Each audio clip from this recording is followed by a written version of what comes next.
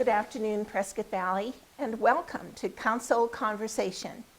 I am Brenda Dickinson, one of your town council members. Today, we are privileged to have Casey Van Haren, Prescott Valley's Director of Community Services, with us. She is responsible for the overall administration of the town's Parks and Recreation Department and the Prescott Valley Town Library. Probably many other things as well. She holds a master's degree in library and information services from San Jose State University. Besides being bright, smart, and intelligent, she is an overall ray of sunshine in all things Prescott Valley. We're so glad to have you here today. So thank you for being with us this afternoon. Thank you for having me, Brenda. I'm really excited to be here. So I know you've been doing a lot of just incredible, fabulous stuff for the town of Prescott Valley.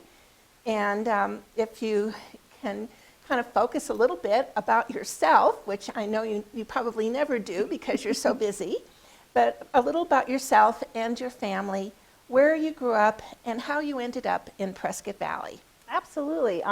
I'm a fifth generation Arizonan, so I actually was born and raised in Arizona. I grew up in the Prescott area.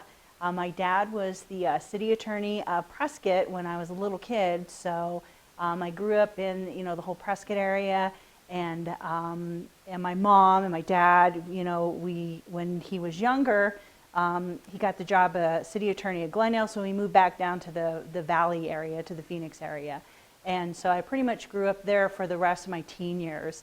And when it was 10 years ago actually, I had the opportunity to take there was a library supervisor position up here at the Prescott Valley Library. And I said, I'm going to take it. And I had been working for the city of Glendale for just about 25 years. And I always thought I'd retire there. But I wanted to get back up here. My parents had retired to the Williamson Valley area, and I'm like, I miss this. I want to get back up here. So pretty much my whole life, my whole career has been libraries. I've worked in libraries since I was 17 years old, and I never thought I'd be a librarian. It was always, throughout high school, I'm just working in the library while I get through, high school and then college, and I just kept falling into it and getting promotions, and finally, I'm like, I'm tired of the Valley area. I want to move back. I want to move back up to my home. So when I got the job, it was just like the best thing that ever happened. And I just kept moving up the chain. And then a couple years ago, when the Parks and Rec director left, I went to Larry at the time, Larry Tarkowski, and Karen Smith, who was my boss at the time. She was the HR director. I said, let me take over Parks and Rec. I'll do a phenomenal job. And I couldn't believe they believed me. And I've been going ever since, so yeah. So much of what we do in our youth leads to what we do as adults. Absolutely. And selling ourselves, like what you were saying, really helps. So tell us a little bit about your hobbies. I know you're married. Yep. And I know you have a few dogs too. Yes, I have. Well, I actually I'm down to one pug. I'm a big pug person. I rescue pugs, and we're just down to one little black pug right now, Ernie. But for the most part, my husband and I love hunting, hiking, camping. We just got back from a huge week up in the Rim, Mogollon Rim up there. It's one of my favorite places to go camping, and we go out in the woods and just where there's no one around. But yeah, we love to go out there hiking, fishing, and when we can, hunt, so we're big hunters. And people are like, you're a librarian, how can you do that? I'm not, but that's how I grew up. I grew up, as a big tomboy and horseback riding and hunting, so that's just what I love. And that accounts for your nice tan. Yeah, we were out and about, yeah. Yeah, well, the library has changed from what it used to be 50 years ago. Yes. It has a whole different definition. Mm-hmm. So I know you have some slides, so let's start right now, and let's see what you have and talk a little bit about what we have in store. Yes, absolutely. So one of the things I think I just have to highlight how amazing are all of our departments in the library: adults, children's, tweens, teens, and our outreach.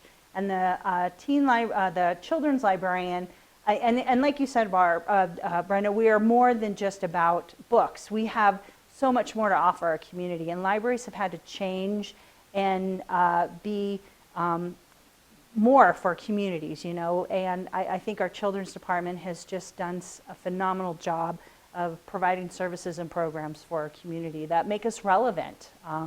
There's just much more than, you know, there's technology, and especially with we have a program, it's called Puppy Tales, and it's the first and third Saturday of the month, and it's just kids coming in and reading to the dogs. And there's all sorts of dogs. There's golden retrievers, there's a pug, a big giant fatty pug, which I love. I think there's a Labradoodle. There's just so many dogs, and the kids just lay there, and you can see they just read to the dogs, and it is such a comfort. And one of the things that is extremely important, especially to kids, is that there could be a stigma. There might be an issue with them reading out loud in front of other kids. And when they're in a relaxed environment with the comfort of the dog, they're able to, you know, to be themselves and to read more articulately. So it's just a proven program that helps kids relate and to read. So it's phenomenal. Now, these aren't therapy dogs, are they? Yeah, they are. They Oh, are. are they? They Okay. are. Absolutely. And I think, and we had a program a while ago. One of the ladies who had the pug, I'm like, oh my gosh, I have a pug, and she's like, well, you should get it, you know, be a therapy dog. But Ernie's just a one-person dog. But I would love that. That would be so cute. So maybe down the road, when I get other dogs again, we can have that. But the dogs are so popular with the kids. I mean, they just adore them, and the dogs are they just love that attention to be laid on. So. And in the reading process, do you have somebody that's actually going through one book while the kids are laying with them, or are they talking? They're each reading to child the is- dog. Oh, Yeah, so each child. child has their own book. Oh, They okay. pick it out themselves, and they just sit there and lay down with the dog and just start reading to the dog. So it also helps boost self-confidence. So it's a Sure. really great program. Oh, it sounds wonderful. It is. So are we ready with our slides yet? Yeah, we already had that, but we're in it for Oh, I missed it. we're in it for the library, and the big thing that we have is our summer reading program right now. A summer reading program kicked off last at the May 31st, and it ends July 31st is the last day. But in the meantime, we have so many programs, and for kids this summer, and like you said, we have so much going on. And the one thing I want to point out, everyone, you can go to our library website, which is PVAZ Prescott Valley. It's a huge website. Let me get my Prescott Valley az.gov, and you can go onto the website and click on the library, and that'll bring up all of our programs. And you can sign up your kids for summer reading. But one of the things that I just want to talk about is we have this kindness journal, and kids can get the kindness journal, and they can list things that they're grateful for. They can make and leave kindness clothespins for someone. So it's just a really great, thing to teach kids kindness besides read. So reading is huge, of course, and studies show that kids lose a lot of their reading skills during the summer. So this really helps kids stay connected through reading and improve, their education. You also have opportunity for people to record on the telephone. Yeah, so we have our Dial a Story, which a lot of the council members do pre-recorded story time, and that is phenomenal also. So kids can just call up on the phone, and they can hear one of their, it's a 2 to 5 minute quick story that kids can listen to, and I think we change it weekly, if not every other week. We have that too. And that's bilingual. Yeah, yes, we also have bilingual too, yes. Yep. And I mean, oh my gosh, so what else do we have at the library? One other thing that I have to mention is the library just received $112 in grant funding. $112,000 in grant funding. These are grants through the Institute of Museum and Library Services, And they fund state libraries every year, like millions and millions of dollars throughout the United States. And our Arizona library system, Library Technology and Services Act grants have provided us this year for $112,000. Now these are competitive grants, so we have to compete with other libraries throughout the state. And the fact that we received two $50,000 grants. One was $51,000, the other was $50,000. And the one that I really want to focus on, there are a couple, but is preserving the town of Prescott Valley's history. So we wrote it was $50,000 to help digitize and create a database for everything Prescott Valley. So this is in partnership with the Prescott Valley Historical Society. So we were able to get that funding, which will be huge. I know that there is a digital divide Yes. that you address, and that helps our community, not only residents, but also business needs as well. Yes. Would you like to address that? So really the digital divide is the people's ability to access the internet. And of course libraries, especially us too, we provide access to the internet. Not only the internet, but we have Wi-Fi hotspots. So we're able to check out Wi-Fi hotspots to give people in our community that don't have internet at home. The big issue is when COVID hit, you know, we shut the library down and people didn't have access to the internet. And kids, there's just there's that moment people believe that, you know, oh, everyone has access to the internet. And that's not the case. No, it isn't. And especially grandparents. There are a lot of grandparents and single parents raising kids that can't afford internet. So kids would come to the library for their homework.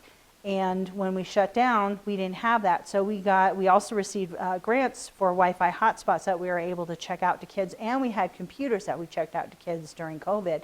And we thought, well, once, you know, that passes, you know, the circulation on those items will go down. It has doubled. We cannot keep Wi-Fi hotspots in the library. In fact, there's waiting lists for our Wi-Fi hotspots. So just that misconception that people feel that, you know, everyone has access to internet. They don't. Yeah, and you have computer classes as well as for computer instruction for adults. Yes, we do. And a lot of your staff are educated and trained in this. Yes, we have librarians who have the master's degree in library and information science. And a lot of it, you know, think that, oh, we're just librarians, but we're teachers. You know, we teach a lot of digital access. And not only with computers, but, you know, we help people with their job applications. We help people with their resumes, how to apply for unemployment, because we get a lot of older adults who they've been doing a job. You know, I always tell the story of Joe, I changed his name, who came in after being a welder for 30 years. And that's all he knew. He didn't understand technology, and he had to apply for unemployment. He had no idea how. So we taught him how to do that, and we signed him up for computer classes. And because of that, he was able to find another job at another. It was a company in Prescott. That's all I'll say. But he was so thankful. But because of that, in the computer classes, we were able to get him employed again. So Casey, I know we could really delve into this subject matter, but we really have to cover going. Parks and Rec now. Yes, and a little let's bit go about, to Parks and Rec. Yeah, some of the activities that we have coming up. Yes. Oh my And, gosh. I wore patriotic because Yay! we have a red, white, and boom coming up, and I want to talk specifically about that and all the details that people, because I've already been asked a lot of things, and I really don't know the answers. Right. Hopefully I have all the answers. So yes, our red, white, and boom, which is normally, we always have at Mountain Valley Park every year. We're changing the location to here, the Civic Center campus. We've outgrown Mountain Valley Park. It's just, we just can't do it there anymore. And we've had so many successful large events here at the Civic Center campus. We had the Winter Spectacular that was in December, and we had, I believe, over 6,000 people at that event. And it just offers us more of a variety to provide Just so much more. The big thing, though, that I want to talk about is the whole Findlay Toyota Center is going to be an off-site tailgating area. So people can come with their campers, they can do pop-ups there, and grill, and that's just the hangout area, for those people who want to just hunker down for the day and hang out and play cornhole or anything. So that's going to be like the tailgating area. We also have Bob Edwards. It's just going to be an open area. People can, get on the grass and sit there and watch the fireworks, which will be set off in the Toyota Findlay area. And there's a back dirt lot area where the fireworks will be. And that's called the fallout zone? Yes, the fallout zone, these technical terms. Look at you, you know. Oh, well, I wanted to be prepared. You're so awesome, yes. And so say again where the tents can be and where the people with the blankets, and are they going to be in the same areas, or because I was asked this specifically. So the blanket areas are going to be, at Bob Edwards, Okay. And the whole Civic Center area. We're going to have grass areas with the music on the green area. There's going to be live music there, and a beer garden in the music on the green area. It's going to be fenced off, so because that's the beer garden, live music. Then right across in between that area and the police department is a green belt. We're going to have inflatables, so there's going to be a ton of inflatables, water inflatables. And that's also going to be an area where people can sit on the grass and view the fireworks. And you have something called cooling zones? Yes, cooling zones are, of course, the inside of the building. So downstairs on the first floor, the library is going to be an area that people can go in, use the restrooms, and cool down. Okay. And so then you also have something called cafe lights? Yeah, just lighting. Okay. Yeah, just regular string lights. And for handicap and overflow parking? Yes. So the handicap, handicap parking, oh my gosh, I'm not sure about that. I'm going to have to get, maybe it's going to be close to the building, of course, but we have the outer area of the Civic Center. There's the AAEC, there's the dirt lots, and we're going to open each dirt lot as needed for overflow. And the AAEC being the Arizona Agri Center, Equine Center, center where yes, the horses are.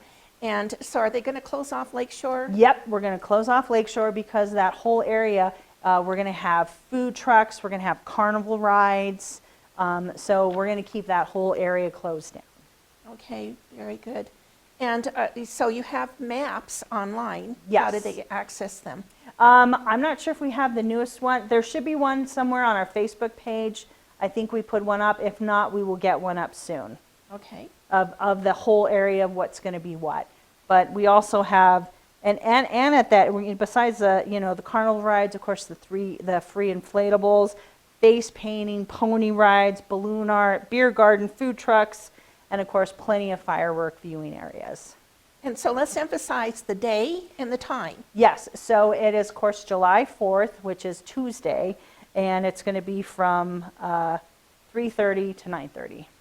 Okay, and we understand that this is the only 4th of July event in central and northern Arizona that's going to be on July 4th. Correct. There will be others on the Saturday beforehand. I believe so, yes. But on July 4th itself. We're having it. Yeah, Yes. we are holding it. And so that is going to be exciting and fun, and that's traditional. Absolutely. Absolutely I'm traditional. so excited. So we didn't get to cover so many things, but we're going to talk together again sometime down in the future here, down the line. And we can cover so many things, but we so appreciate you being with us today. You. And on the screen, we have the website, I believe, is going to be posted. And also, Casey did cover where you can find it, but you can pull up, even Google Prescott Valley and the town of Prescott Valley, and you can find these things. But our time has come to an end. Wow. Can you imagine? I mean, That it went flew quick. by It so fast, did. doesn't it? We want to thank you so much for being with us today, Casey. Thank you. And thank you, Prescott Valley, for joining us. And have a wonderful day. Until next time, bye for now.